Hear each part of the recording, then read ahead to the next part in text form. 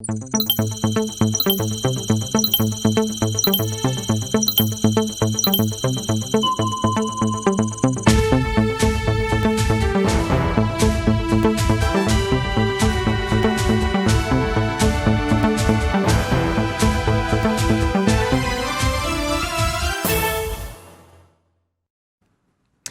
ce journal, nous vous présentons les modes de financement de campagne électorale. Au Burkina, ils sont privés et publics. Lors de la présidentielle 2020, par exemple, l'État, à travers le financement public, a octroyé plus de 21 millions de francs CFA à chacun des candidats présidentiels. Au Burkina, 1600 chauffeurs, 69 compagnies de transport exerçant donc sur les lignes internationales sont en arrêt de travail depuis une dizaine de mois, les frontières terrestres étant fermées dans le cadre donc de la lutte contre le Covid-19. Et face à la situation, l'Union des conducteurs routiers de l'Afrique de l'Ouest, UCAO, lance un appel aux chefs d'État des espaces CEDEAO et UEMOA. Bonsoir à tous, bienvenue dans ce journal. Nous évoquons l'affaire Charbonfin pour débuter ce journal. Les différentes parties impliquées étaient en réunion aujourd'hui au palais de justice de Ouagadougou. Il s'est agi, selon Joël Ilboudo, l'expert en métallurgie dans le dossier, de présenter la stratégie à mettre en place pour envoyer les différents échantillons dans les laboratoires donc pour les caractérisations.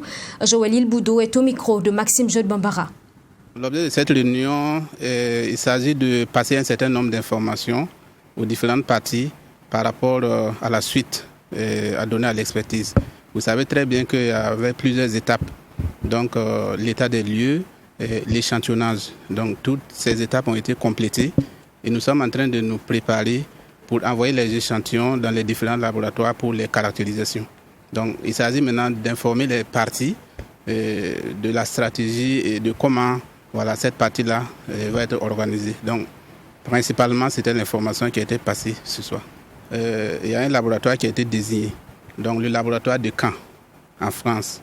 Donc, compte tenu du contexte de Covid et autres, on est en train de s'organiser pour pouvoir expédier les échantillons.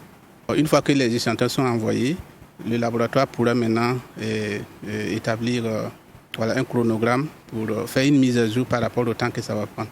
Oui, c'est vrai. Notre mission, on nous avait désigné pour 3 mois. Les 3 mois-là sont expirés. Et il y a une ordonnance qui a prolongé effectivement le mandat des experts de 3 autres mois.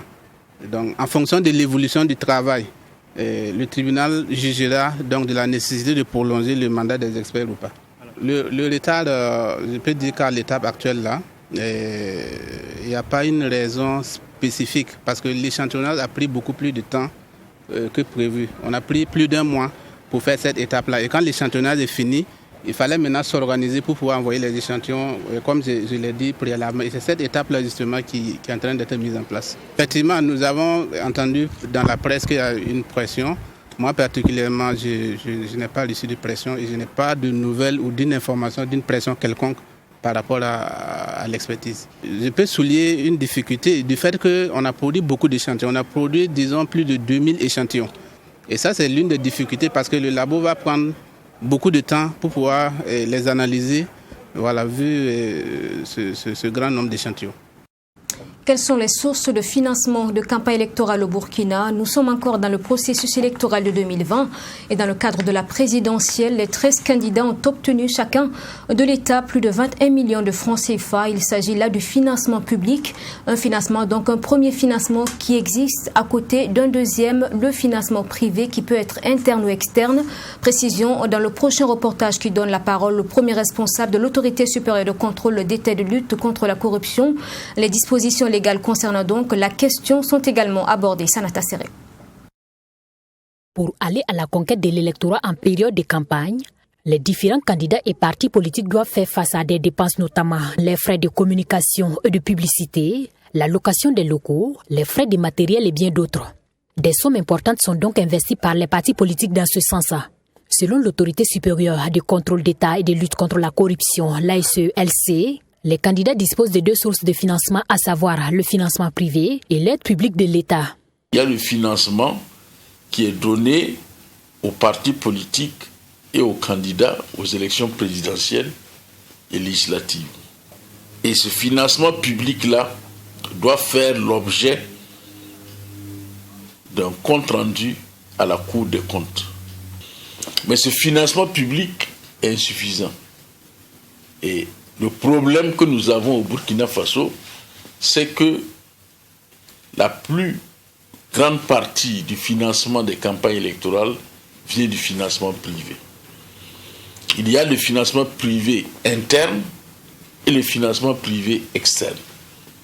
Dans le financement privé interne, ce sont les cotisations des militants et les dons des personnes ou des structures aux partis politiques. Ce qui est déplorable, selon le contrôleur général d'État, c'est qu'aucune réglementation n'encadre le financement de la campagne dans le pays. Il ajoute également qu'il existe un vide juridique pour le financement privé de la campagne électorale au Burkina Faso. Au Burkina Faso, il n'y a pas de réglementation qui encadre le financement privé, qu'il soit interne ou externe. Et c'est dangereux dans la mesure où on permet à ce que des structures, des personnes morales puissent financer des partis politiques. Et ça, c'est un danger. Un danger dans la mesure où ça peut conduire à ce qu'on appelle la plutocratie. On entend souvent beaucoup de partis politiques qui disent « Nous avons été aidés par nos amis ». Quels sont ces amis? Combien ils ont donné? Et est-ce que cet argent-là n'est pas de l'argent sale, venant soit du trafic de stupéfiants, venant du crime, etc. En situation qui peut, selon le contrôleur général d'État, favoriser la corruption électorale. Et pour limiter donc ce phénomène, il préconise une restauration de l'encadrement du financement privé et le plafonnement des dépenses de la campagne électorale. Ces corruptions électorales, selon le coordonnateur du Centre de formation et d'études sur le budget, peuvent avoir des effets néfastes sur le pays. La corruption électorale, c'est véritablement un cancer pour ce pays, ou du moins pour nos démocraties, que ce soit au Burkina ou en Afrique. Et donc, ensemble, nous devons nous battre pour qu'on boute hors de notre processus démocratique ce phénomène. Il faut forcément, rapidement, qu'ensemble, de façon technique, on regarde comment baliser le terrain, mettre en place certains textes pour encadrer le financement privé. À en croire Léopold Kohon, l'UEMOA, à travers la société civile, est en train de procéder à la mise en œuvre d'un mécanisme de traçabilité des flux financiers illicites pour garantir un contrôle des sources de financement des partis politiques. C'est des domaines assez nouveaux, assez émergents, pour cerner, voir comment on peut remonter à partir des revenus ou des chiffres d'affaires d'une entreprise et les dispatching dans l'économie normale du pays pour voir s'il y a des sources illicites, s'il y a des dispatching qui ne sont pas licites et régulés au regard de la loi. Donc ce mécanisme, c'est tout un travail de fond que nous sommes à... Et ce mécanisme nous permettra aussi peut-être de faire une extrapolation sur les sources de financement des différents candidats. Ce problème de financement, c'est encore aussi ça qui donne l'occasion à des professionnels, à des individus de s'installer durablement comme profession dans la politique. Cette année, ce sont au total 280 millions de francs CFA que l'État a octroyé aux 13 candidats à la présidentielle, soit plus de 21 millions de francs CFA par candidat. Une subvention largement en deçà des dépenses de certains candidats durant les 21 jours de campagne électorale. À l'heure du bilan du double scrutin, la question du financement des partis politiques en période électorale mérite donc d'être au cœur des débats. Un cri de cœur lancé par l'Union des conducteurs routiers de l'Afrique de l'Ouest, UCAO, Brahima, Rabo et ses camarades plaident auprès des chefs d'État de la CEDEAO et de l'UEMOA pour la rouverture des frontières terrestres. Depuis 8 mois, les chauffeurs routiers des cars passagers au Burkina sont au chômage, avec donc un lot de conséquences. On en parle ici avec Michael Tougré. Les chauffeurs routiers des cars passagers continuent de subir les conséquences de la fermeture des frontières terrestres due à la pandémie du Covid-19. Selon les chiffres donnés par Brahima Rabo, 1600 chauffeurs et 69 compagnies au Burkina Faso sont directement impactés par cette fermeture des frontières terrestres. Au Burkina Faso, cela fait 8 mois que les chauffeurs routiers des cars passagers exerçant sur les lignes internationales sont toujours au chômage. Beaucoup de compagnies ont marqué l'arrêt. Voilà, et que les chauffeurs, les apprentis, les convoyeurs sont en chômage. je pourrais quand même vous témoigner que depuis lors, même à la reprise au niveau des scolarités, beaucoup n'ont pas pu même payer la scolarité de leurs enfants. Ils n'ont plus de salaire, ils sont laissés à eux-mêmes. Et vraiment, c'est toute une tristesse à notre niveau. Pour Brahima Rabo, les démarches sont entreprises auprès des chefs d'État de l'UEMOA et de la CEDEAO pour la réouverture des frontières terrestres. Et les actions engagées s'inscrivent dans le cadre d'un plaidoyer. Il faut, selon le président de l'Union des conducteurs routiers de l'Afrique de l'Ouest, UCAO, que les chefs d'État se penchent sur la reprise des activités dans le domaine du transport des cars passagers fortement impactés par la pandémie du Covid-19.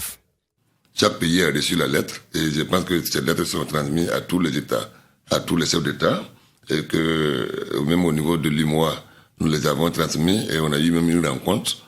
Et au niveau de la CEDEAO, nous les avons rencontrés aussi. Et je pense que la question est bel et bien posée. C'est un traitement. Et je pourrais vous dire que jusqu'à nos jours où nous parlions, aucun chauffeur n'a été déclaré atteint du Covid-19. Mais nous partons dans tous les pays comme il se doit. Donc nous pouvons aussi espérer qu'au niveau des cars passagers, un grand travail peut être fait pour quand même permettre à nos chers camarades et au niveau des cars passagers de pouvoir franchir les frontières. Dans l'espace CEDEAO et UEMOA, seul le Mali a effectivement rouvert ses frontières terrestres le 21 août dernier. Une décision prise par la junte au pouvoir. Le regard de l'Union des conducteurs routiers de l'Afrique de l'Ouest est désormais tourné vers les chefs d'État de la sous-région ouest-africaine. Des étudiants de l'École nationale de santé publique étaient en sit-in ce matin devant leur école.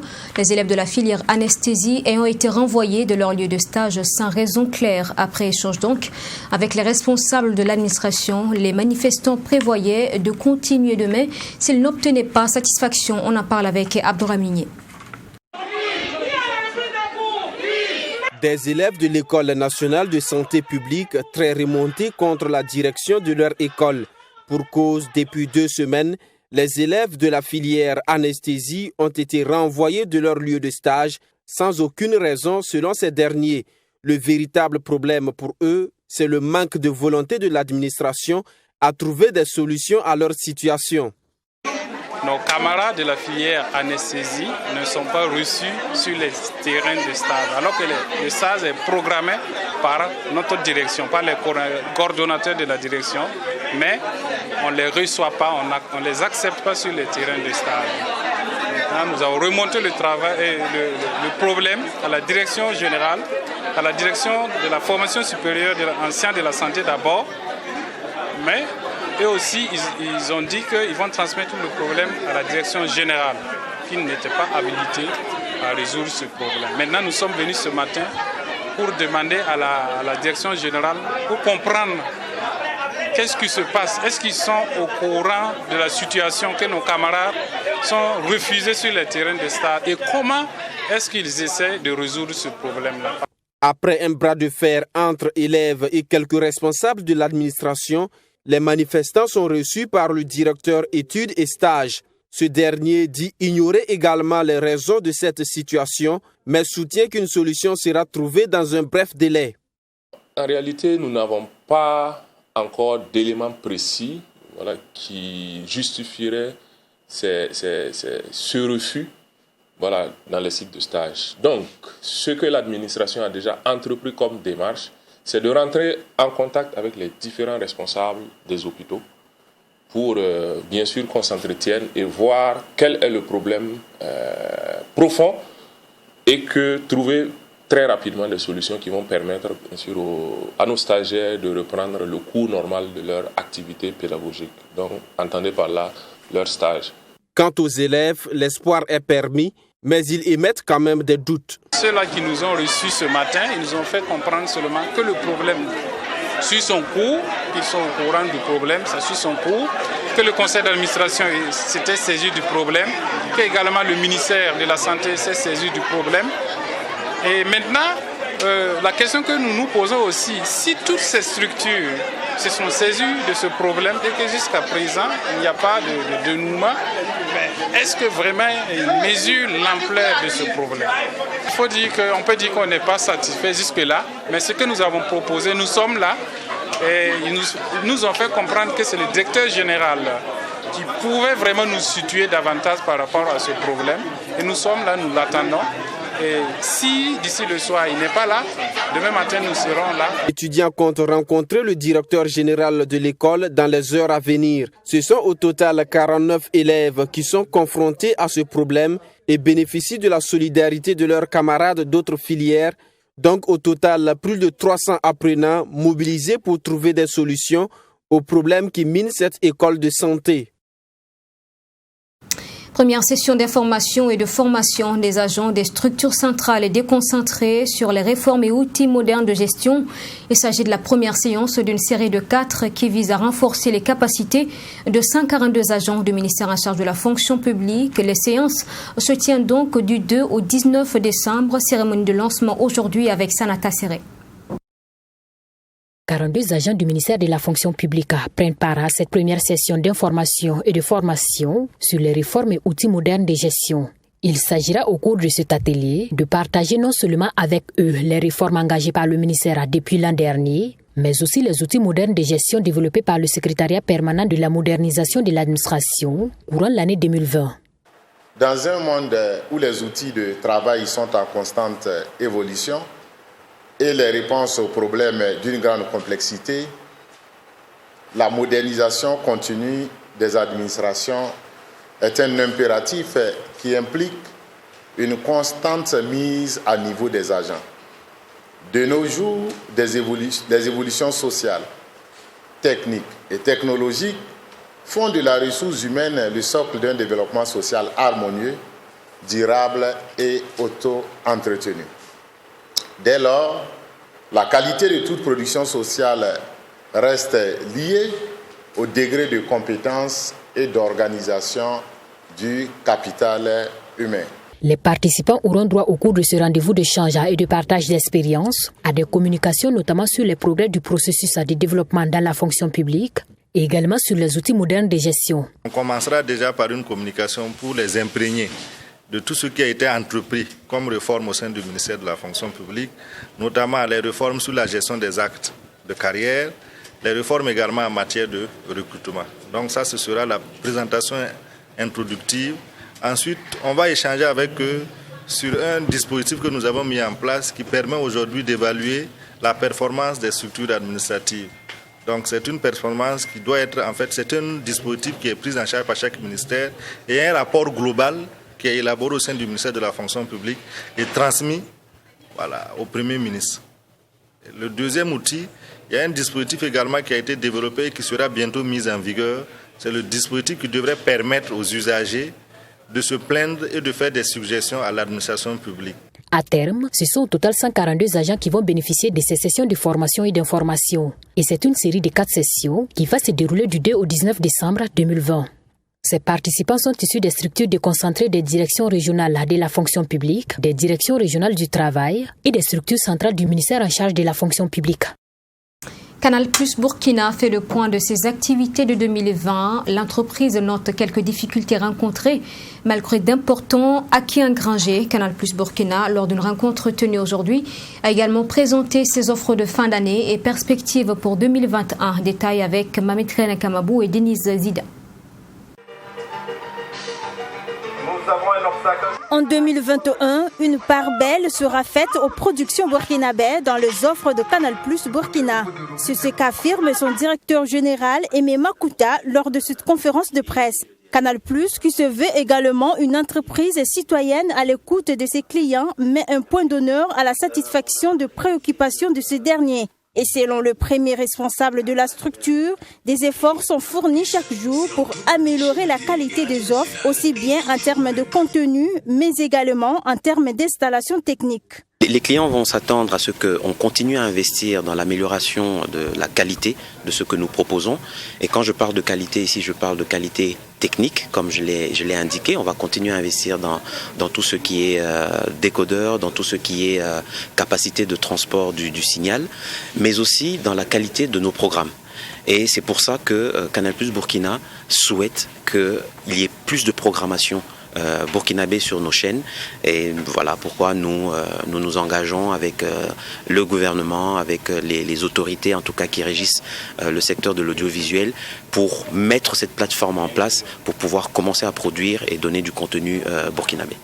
Canal Plus Burkina, en partenariat avec l'entreprise Koto, veut donner l'accès à l'énergie à travers des kits solaires et à la télévision à des milliers de foyers dans les localités rurales et périurbaines. Cette rencontre avec les hommes des médias a été aussi l'occasion pour le premier responsable de Canal Plus Burkina de présenter les offres de fin d'année pour accompagner les fêtes qui s'annoncent. Aujourd'hui, ce qu'on a voulu aussi annoncer, c'est qu'il y a une accélération sur cette campagne.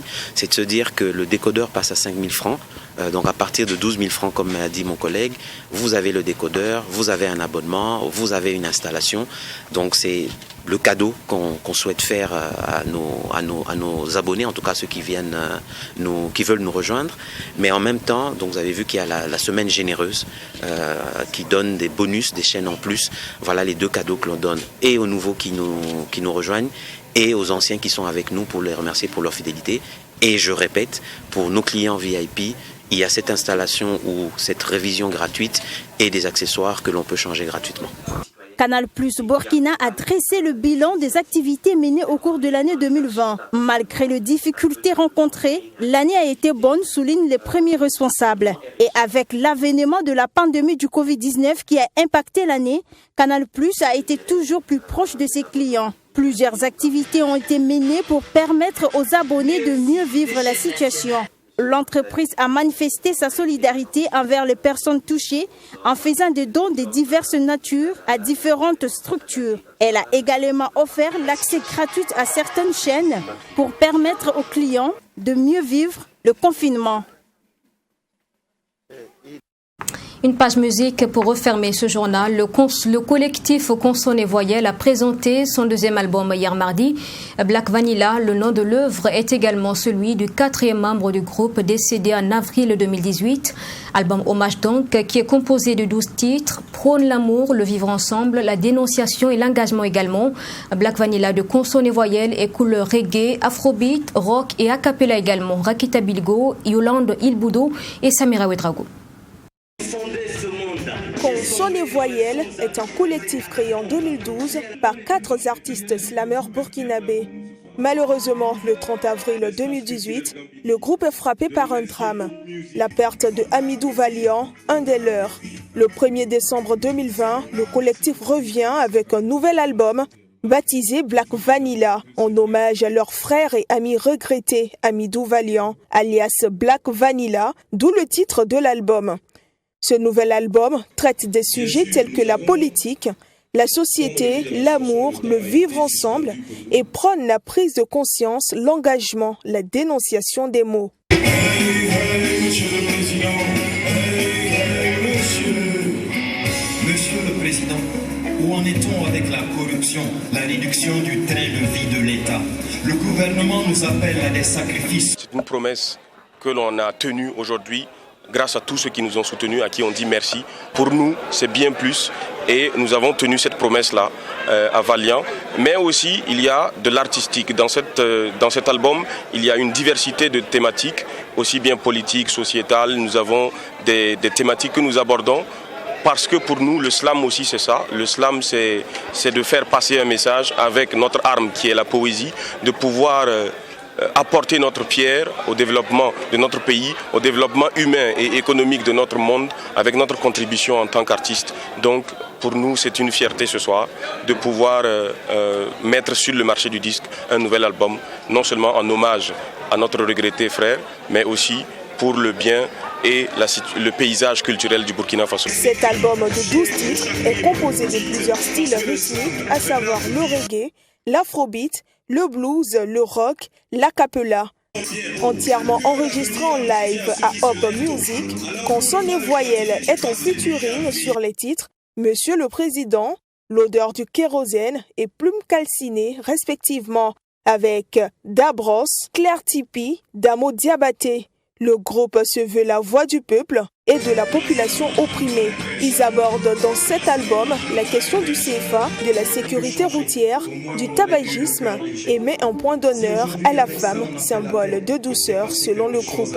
On fait du slam, ça veut dire que ce sont des poèmes qu'on écrit, que l'on déclame. Sauf que la particularité qu'on essaie d'apporter, c'est qu'on crée, on le fait sur fond musical, sans vraiment se donner de limites. Quant au rythme que l'on choisit, c'est le texte qui généralement nous guide, ou souvent avec les musiciens on se dit, voilà, ce texte c'est bien sûr du blues, ce texte c'est bien sûr du jazz, ou sur du rock, ou sur du reggae. On ne se donne pas de limites. On ne se donne pas aussi de limites quant à la langue. C'est vrai qu'on écrit principalement en français, mais aussi il nous arrive, et pour nous, il est bien dommage, on aurait bien aimé pouvoir le faire beaucoup plus, mais c'est en cours. Il y a aussi des langues comme le moré, qui est notre langue, il y a le djoula, qui se retrouve aussi dans cet album pour pouvoir encore toucher plus de monde avec notre message.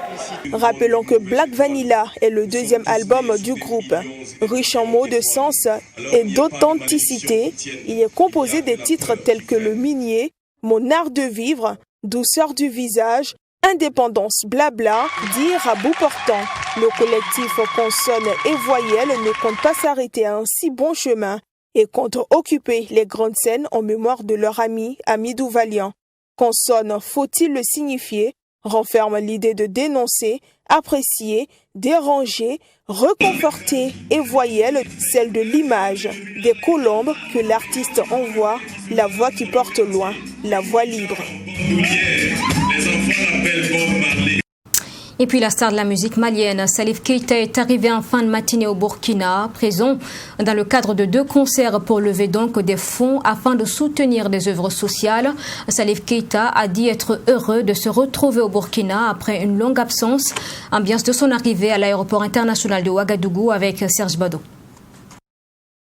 Après 20 ans d'absence au pays des hommes intègres, la star de la musique mandingue Salif Keita foule le sol burkinabé. Présent dans le cadre de 2 concerts pour lever des fonds pour équiper la maternité Gimbi Ouattara. Une action noble selon Salif Keita. Si on vient au secours des choses comme ça, ça prouve que nous sommes unis d'abord et que notre existence a une signification, a une cause. Et c'est très bien.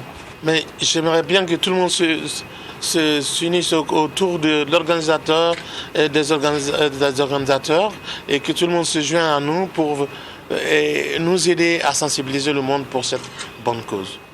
Pour le promoteur Yacouba Kassamba, la star malienne étant présent au Burkina, il invite la population à soutenir cette action en participant au dîner gala et au concert. Ça fait quelques semaines que nous avons annoncé les spot pass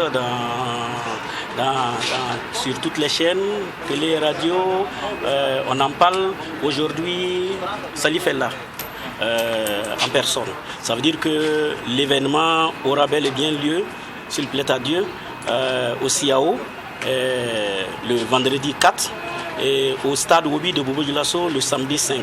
Il faut dire que c'est des concerts live. Voilà, il promet de faire un grand show.